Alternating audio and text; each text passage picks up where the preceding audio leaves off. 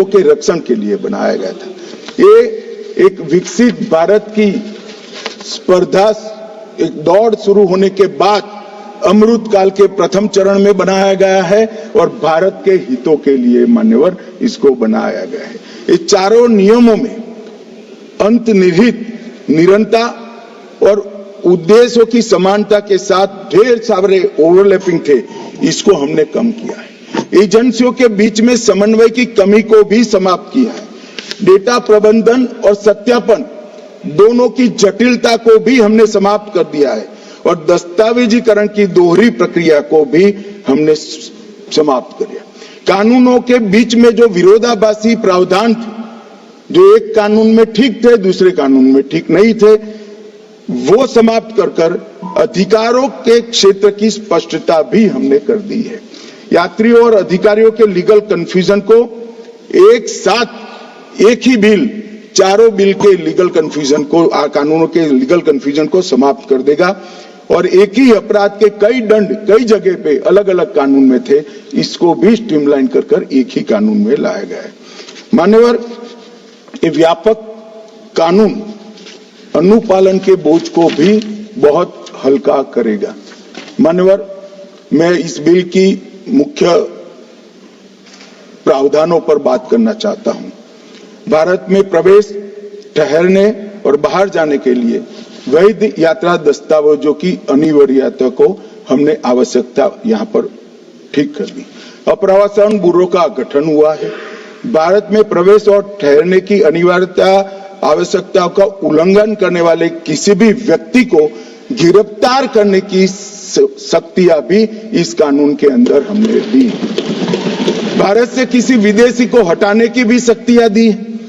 आवास, विश्वविद्यालयों, शैक्षणिक संस्थानों, अस्पतालों, नर्सिंग होम आदि के नियामकों द्वारा विदेशी अगर वहां पर पड़ता है, अस्पताल में दाखिल होता है, तो इसकी सूचना ऑनलाइन ही देनी है। भाई, जब आप केस बना रहे हो तो ऑनलाइन एक सूचना देने में क्या आपत्ति है? कोई कहां रह रहा है इसका ट्रैक तो रहना चाहिए। और विदेशियों को भारत में लाने वाले वाहकों की बाध्यता को भी यहां सुस्पष्ट कर दिया गया है और उल्लंघन के लिए दंडात्मक प्रावधान भी किए गए हैं और कुछ अपराधों को कंपाउंडिंग कर सरल भी बनाया गया। एक प्रकार से आज के समय के अनुकूल प्रावधान बनाने का खुले मन के साथ यहां पर काम किया गया है। मान्यवर, जो प्रावधान हटाए गए, विशेषकर राष्ट्रमंडल देशों की जगह निर्दिष्ट देश रखा है। किसी भी देश के नागरिक के रूप में इसको निर्दिष्ट किया जा सकता है, वो धारा 33 में हम लेकर आए हैं। पासपोर्ट अधिनियम 1920 में एक से अधिक बार उल्लंघन पर दोहरी सजा थी, अब इसको हमने बदला है और विधेयक में विभिन्न अपराधों के लिए बढ़े हुए वित्तीय दंड को कंपाउंडिंग का प्रावधान भी हमने मान्यवर किया है।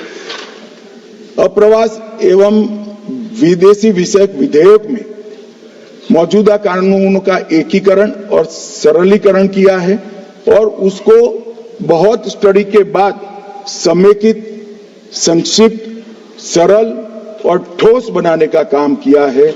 4 कानूनों में कुल मिलाकर 45 धाराएं थी, अब इस विधेयक में 36 धाराएं रहेगी, 26 पुरानी और 10 नई। 36 धाराओं के अंदर ही हमारा प्रवासन का ये पूरा लेखा जोखा मान्यवर दिया जाएगा। मान्यवर, मैं जब सदस्यों के जवाब दूंगा तब बहुत सारी धाराओं के बारे में बात आ जाएगा। इसमें मैं विशेष कहना नहीं चाहता, मगर कुछ जरूर बताना चाहता हूं। धारा 3, इसमें प्रवेश निषेध का प्रावधान है। कुछ सदस्यों ने इसका विरोध भी किया। राष्ट्रीय सुरक्षा या सार्वजनिक स्वास्थ्य के लिए खतरा पाया जाएगा, उसको प्रवेश की अनुमति नहीं दी जाएगी। माननीय देश धर्मशाला नहीं है, जो चाहे जिस उद्देश्य से चाहे यहां आकर रह जाएगा, ऐसा नहीं होगा। कानूनी तरीके से देश के अंदर अपने देश को और हमारे देश को समृद्ध करने कोई आता है तो इसका स्वागत है, मगर सुरक्षा के लिए खतरा है, उसको रोकने का प्रावधान करने का हमारी संसद का अधिकार भी। मान्यवर, इसके साथ अब तक जो काली सूची एजेंसियां बनाती थी, इसकी कानूनी वैधता कुछ नहीं थी। अब ये ब्लैक लिस्ट को वैधानिक समर्थन देने का यहां पर काम हुआ है। माननीय धारा 4, केंद्र सरकार भारत में प्रवेश के निर्दिष्ट बिंदुओं या बंदरगाहों को अधिसूचित कर सकती है। मान्यवर, किसी भी विदेश के नागरिक को भारत में आना है तो कौन से मार्ग से आना है वो तो तय करना पड़ेगा। हम इसको नोटिफाइड करेंगे। इतनी बड़ी लंबी समुद्री और भू सीमा के अंदर कोई कहीं से भी आ जाएगा, रोकने का कोई प्रावधान नहीं था, क्योंकि कुछ लोग मानते हैं कि रोकने की जरूरत ही नहीं, मगर देश ऐसे नहीं चल सकते। देश की सुरक्षा का खतरा है, देश के अर्थतंत्र को नुकसान करने वालों से भी देश के खतरा है, और ड्रग्स और हथियार लेकर आने वालों को भी रोकना पड़ेगा। तो जो निर्दिष्ट किए बिंदुओं के बंदरगाह और विमानगाहों के अलावे कहीं से भी आएगा तो उसको, चाहे भूमि सीमा हो, दरियाई सीमा हो या वायु सीमा, वो अधिसूचना के बगैर आएगा तो वो गैर कानूनी माना जाएगा।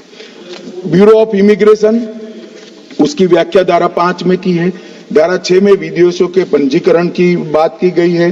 धारा 9 में विश्वविद्यालयों, शैक्षणिक संस्थाएं और हॉस्पिटलों का जिम्मेदारी धारा 9 और 10 में तय की है।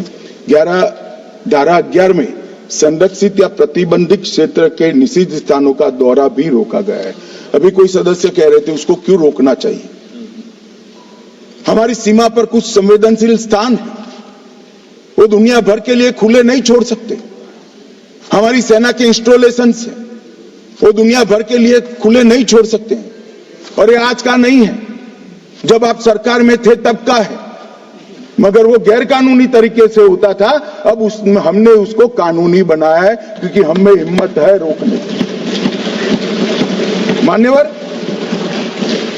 धारा 18 जुर्माने का भुगतान करने के लिए वाहक का दायित्व तय किया है। 25 में अपराधों का कंपाउंडिंग किया है, और धारा 23 और 24 इस अधिनियम के अन्य उपबंधों के लिए उल्लंघन के लिए जुर्माना और जेल की व्यवस्था इसके अंदर मान्यवर की गई है। धारा 30 में नियम बनाने की शक्ति भारत सरकार को दी है। धारा 15 राष्ट्रीयता का निर्धारण, ये शीर्षक हटाने का काम हमने किया है।